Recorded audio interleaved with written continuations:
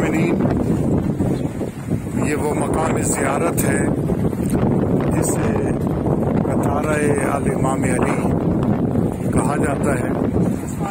रिवायत ये की जाती है कि सफ़ीन की जंग के दौरान मौला के काफिले का गुजर यहाँ से हुआ और शदीद प्यास महसूस हुई।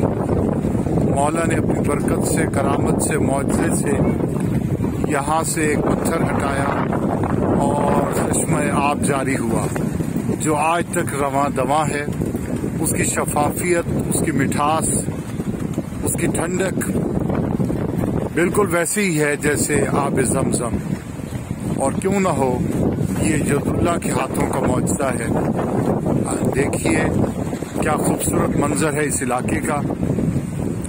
ज़ियारत कीजिए और बारगाह इमाम अली इब्न अबी तालिब में दरूद का नजराना पेश कीजिए। अल्लाहुम्मा सल्ली अला मुहम्मद व आले मुहम्मद।